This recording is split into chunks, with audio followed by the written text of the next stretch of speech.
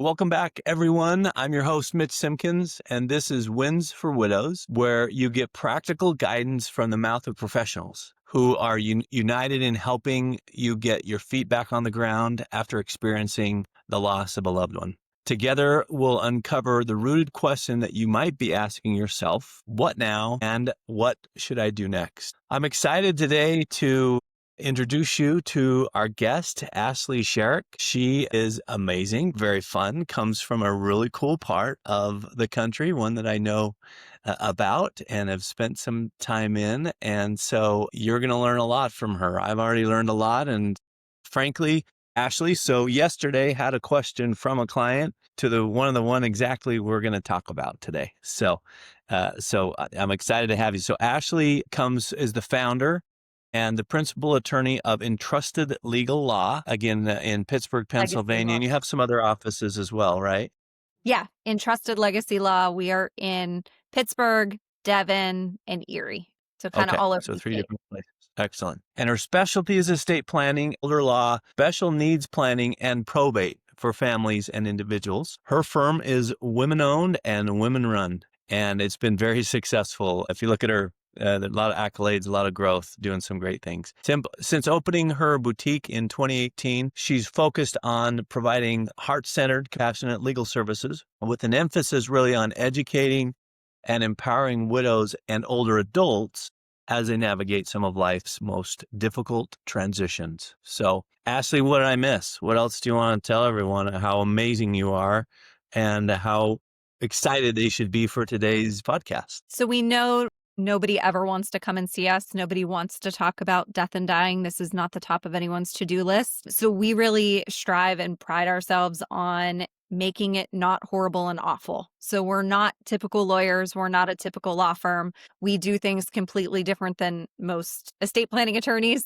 And it's intentional. I worked at a big firm for a number of years, and I didn't like things that were cold and transactional and selling people paper. So I love that we've built an entire firm on caring about people first and figuring out what do they actually need, what makes the most sense for them, how can we take things off of their plate, especially when they're going through tough transitions in life. This is one more thing that they know nothing about, that they don't want to be thrown headfirst into. So we do a really good job of kind of taking all those legal stressors off somebody's plate and handling it for them. So they leave with peace of mind.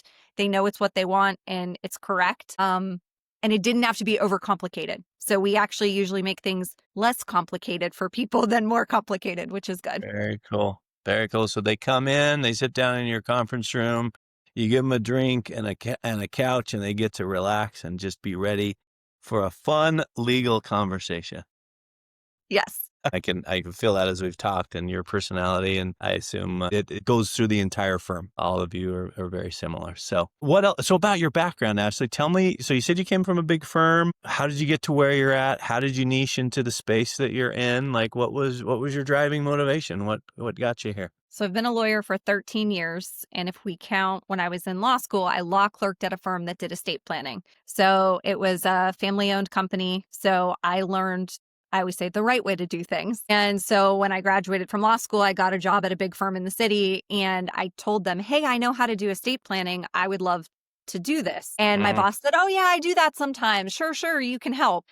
Working at a huge firm, I was like, great, this will be my way I can interact with people and, still feel like I'm making a difference and helping people one-on-one. And I quickly realized most law firms, no matter how big or small, that say they do estate planning, that's not their sole focus. It's transactional. It's cold. It's, you want X document. It costs X dollars. Here you go. Have a nice life. It's not the way I wanted to do it. And it wasn't the way I learned how to do it. So in 2018, I started my own firm with the goal of doing everything the complete opposite of how most law firms do estate planning. Nice. And we've grown a lot. I have 4 other lawyers that work with me. We have 12 support staffs. Awesome. We're really growing. And I think that's attributed to people like that we do stuff different. They like that we're not a stuffy law firm, and that just really speaks to people that, this thing that sounds really complicated and really confusing doesn't have to be when they work with us. Very so cool. It's been good. No, I love that. I love that. And I love that particularly with this space, right? Because sometimes we don't come in with all of the legal jargon definitely the financial jargon becomes really, really hard, and just making it simple in lay terms that anyone can understand is certainly welcoming, especially like you said, in a time of real trauma and stress. Yeah. The last thing widows need is to hear stuff that they're like, I don't understand a word you just said, and I just have to trust you. So no, I love that. That's awesome. Well, so we've gone through a couple questions that we, in our prior conversation, we thought might be relevant. So first one is around taking that legal stress off. How do you help newly widowed women navigate that daunting legal and estate task after their loss? And what steps do you prioritize to make sure that they don't feel overwhelmed or alone when facing these decisions? Kind of along the same lines as what we've been talking about. So, really, we want to be the person that can sit down and say, all right, what do you know so far? Because a lot of times, married couples, everyone's got what they are good at. My husband and I are very good at you handle this, I'll handle that. And when you lose a spouse, you lose the person who did a whole bunch of things. So, a lot of times our client comes in, their spouse did everything in that space and they don't really know anything. So part of it Yeah. is working with their financial advisor, working with their CPA to try to get a handle on things, or working with their adult children to make them feel like they're in a place where they understand where everything is. They understand what's going on. And then usually their estate plan needs updated, because a married couple, a lot of times your estate plan says everything goes to my spouse and you have a contingency in there, but usually you need to update your medical directive. You need to update your power of attorney. So we really help our widowed clients navigate that space. And we try to do everything in bite-sized, digestible pieces, because a lot of this is really overwhelming. It's really foreign to most people. I might as well be speaking a different language when we start to talk about things, because people are like, I don't even know what that word means. So we really Yeah. try to do things in easy to understand bite-sized pieces. We actually make all of our clients a diagram. So it's kind of a flow chart of like, here's how your estate plan works in one page and one piece of paper. I'm a visual person. That's the way my brain works. So we do a lot of stuff for our clients, for those that are visual learners, because it's much easier for most people to sit down, look at a one-page document and say, I understand what this means, instead of picking up 200 pages of legal junk going, oh, the lawyer wants me to read this. I don't know what any of this is covering. So, we really try to help Yeah. navigate that and pull in the other professionals that they already work with, because those professionals are going to have a good handle on the finances, the monthly expenses, the rollover IRAs that are happening, all of that kind of stuff, where we can really start to have those conversations on, all right, here's where Yeah. everything is. Here's what's happening. Do we need to do something different now that you're widowed? Yeah, no, I love that. What I see is a lot a lot of trusts. I don't know if you build these trusts this way, but what I've seen is when the spouse dies, then it creates a family trust and a marital trust. Often, especially in the case of a high net worth, widow, often they don't understand even why this was created and what it does and the purpose of it. And it just becomes really overwhelming. I know there's purposes, and I know there's reasons. There's a lot of state and tax pieces that are tied to that, but those two seem to be pretty difficult, I think. Yeah. So we try to That's what I've explain seen. to them, here's what's in your current estate plan. If it is a marital trust and a family trust, we explain what that looks like, what's going to happen, what the Mm-hmm. next steps Mm-hmm. are, everything like that. Mm-hmm. Mm-hmm. Good. And I love that you're probably working back with their CPA on a lot of that, because a lot of that's just tax, right?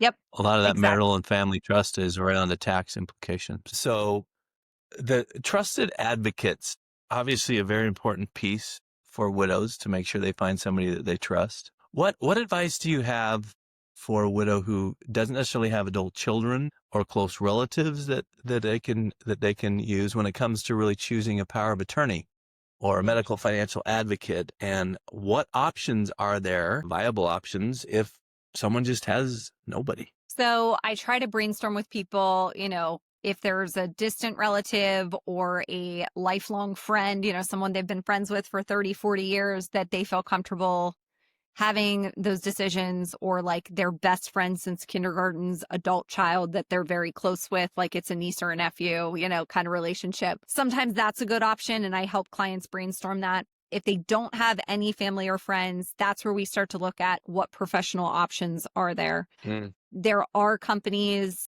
and people local. There's some local to us in Pennsylvania, and I'm sure other states have them as well, that somebody that will actually serve as a power of attorney agent, make medical decisions, and be kind of a client or a patient care advocate for someone for medical decisions. We usually recommend for a corporate executor or corporate trustee, either the trust department of a bank, a financial institution, anything like that. Lawyers technically can serve, but like we don't do that at my office. It's just something I don't feel is in their best interest because it's not what I do all day long.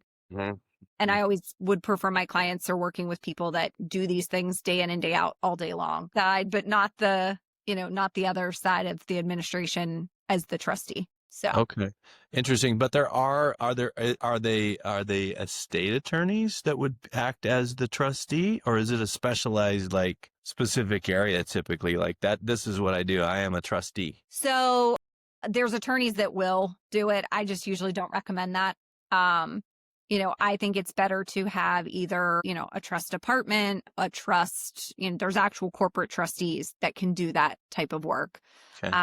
But I do know, like in Pittsburgh, we have a few companies that's all they do. They do executor services and trustee services and power of attorney. So you just kind of have to know where to look, and it seems to be state specific. But yeah, there are options out there if people don't have a trusted friend or family member that they can explore as well. Interesting. Okay. And these people that are creating these trust companies, though they aren't attorneys necessarily, they might be trained in something completely different. Correct. They just have to be a fiduciary, so it doesn't have to be an attorney. They have a legal obligation to manage money and assets that's not theirs. So the court can go after them if they violate, what should be done and that kind of thing. So yeah, it doesn't have to be a lawyer. Okay. All right. Very cool. What are some of the common mistakes that widows or their families make with their estate planning, like naming kids on deeds, missing healthcare directives, or falling for, really understanding the legal jargon? And how do you educate and empower those clients to avoid those types of traps? So we really strive for all of our clients to have comprehensive planning. We want to make sure that they're covered for medical decisions, contact information's in the documents for who gets called for those decisions, financial power of attorney, that they have backups listed. So you never just want to have one person. It's always a good idea if you can have 2 or 3 backups. Backups are never a bad idea. Adding a kid to a deed is probably, one of the most common calls that we get. And we always talk people out of it and tell them all the reasons that's not a good idea. Mm, Um, mm, because, then you're giving your house to your kid for the $40,000 you bought it for, not the $450,000 it's worth. Now, your kid lives out of state. They're going to sell it after you pass away. Then they get slammed with capital gains tax. So there's a lot of reasons, cost wise, you wouldn't want to do that. But there's also other reasons, because what if that child gets divorced? What if they get in a car accident and somebody sues them? Like, there's a lot of liability risk for giving your house to your kids, where then your asset gets pulled into their situation, mm. which was not really what was intended. I think, do you see that happen when somebody's worried about, like, needing their home to be used to help pay for things like long-term care insurance, to just get it out of their estate so Medicaid can be part of that? Is that typically where you see that temptation to designate a kid? Sometimes, and that's where that Medicaid Asset Protection Trust can be the better option, because then they still get the step up in basis on the value of the home. It's insulated from divorces and creditors because technically the trust owns it, not the kid. Okay. So there are better solutions than just giving it to them or adding them to a deed. Okay, very cool. So you'd recommend the Medicaid trust as opposed to deeding it to a child. Correct. Okay, and step up is a big deal, right? Yes. Step up is a big deal, especially if you paid $445,000 for it and it's worth $350,000. You lost all of that if you deeded it to your A lot of capital child. gains tax. A lot of capital gains tax, and maybe some people like to pay it, but usually people don't. So Yeah. Most people want to avoid that. yes, they do. Yes, they do. So you've created a woman-run, woman-led practice, have a lot of clients that many clients widows would find really approachable, right? After maybe negative experiences somewhere else. What difference does it make when professionals treat widows with respect and empathy? And can you share a story perhaps where that approach really created a breakthrough for a client? Maybe someone that was really, like, nervous or had a bad experience before comes to you and your approach is just different. And what does that mean? What does that mean to them? So we had a client a number of years ago, came in, her husband had passed away, and she said, I don't know what to do. I'm really overwhelmed. My husband used to do all of these things. And she said, I tried to call the lawyer that he used to work with, and they wouldn't really talk to me. They wouldn't give me any information. They wouldn't answer my questions. Tried to do the same thing with her husband's CPA and financial advisor. And so she basically said, I just want to start over. Mm, I want to work with a woman. mm, She's like, I mm. want to work with someone that will help me and not talk down to me and help me understand all of this and walk me through it and feel like they're a partner with me instead of talking to me. Because she said, when I was finally able to get through, they were just talking to me. They weren't actually listening to my concerns and my questions. So Mm. that's really how we approach all of our clients, but really just making sure that they feel comfortable, that they understand everything, that they get their questions answered, because that's really the important part. We don't want them to feel like they just got pushed through a pipeline and they get to the end and they're like, I don't even know what I just did. I don't know what just happened. Yep. So that's kind of why we take the model that we do and have that more, we say, heart-centered approach, because we genuinely care about our clients as people first. And we want to know about them, and we want to know about like life updates and, talk to us about the grandkids and about the trip you took and the book you read. And, we like to talk about those things first, and then, really kind of getting to the core of what's important to them. So is it leaving it to family? Is it leaving it to a charity? And how does that all play in to make their estate plan do what they need it to do? Yeah. Very cool. So you spend a lot of time asking a lot of questions. Yeah. What do you do? You have to be good listeners. What do you do in explanation? Like you mentioned earlier, like you do a page to kind of summarize it. Anything else in your explaining or your process that you used is really good education that might be helpful for other professionals to adopt? I just think doing things in little stages makes it really easy. And I think a lot of times professionals are used to doing things day in and day out, and this is our sphere and this is what we do all day long. And we start to use words that are common to us. And I think a lot of professionals forget they're not common to everybody else, and people don't know what those things mean. And a lot of people feel intimidated, or they feel silly, or they feel like they're going to feel stupid if they ask, what does that mean? So they go through a whole meeting and they don't say anything, and they Interesting. leave and they're like, I'm more confused now than before the meeting, and I feel too silly to ask. So we always tell people there's no silly or stupid questions unless you're us and you do this all day long. We assume you're going to have questions. So Yeah. interrupt Yeah. us, ask your questions, make Yeah. sure it makes sense. Yeah. We like people to trust us, but we also don't want them to have blind trust. We want them to, Be a understand model the process. process. Yeah. Yeah, for sure. One of the things I find is I mean, thank goodness for Zoom, right? On long calls that people aren't in my city, I can at least see. But I watched like body language. I watch eyes, and like if I'll say something and the eyes kind of do this, like then I'll stop and be like, oh, hold it. There must be something. And so body language too, I think can be a big read for that. And I think as professionals, we just have to be good at looking at the whole picture and being like, what am I hearing? What am I seeing? And, oh, that must be confusing. Because it's great that you pointed out, like, sometimes people just won't ask. They feel stupid, especially those early times when they're so vulnerable and they feel just overwhelmed. Like, that's the last thing I want to do is look silly in front of someone. So, Yeah. no, So I those think are it's our job as the professional to kind of read between the lines and know those things and make it something that is easier for people to wrap their brain around. to digest. No, I love it. I love that you do the one pager. That's definitely helpful, especially on some of these difficult things to remember and to remember it later, right? They might remember it in there, but when they go or 2 years from down the road, they're like, no, this family trust and this marital trust, what the heck is the difference? Right. So Yeah, it's a good anything else? reference guide for them later. It is. It's everything I think that I can think of off the top of my head. Okay. I think we covered it all. You're awesome. Well, thank you for your time. Thank you for being part of this. Thank you for the invite. This was great. And I think, yeah, just the more ways we can help people and, in both of our industries kind of help serve the need that they have and take some of those stressors off of them, that's our job. I love that you've gone to the heart. I love that that's a piece of your marketing of your work. It's to the heart, and it's really how do we help people in the space that they're at. So thank you. Thanks for your time. Thanks.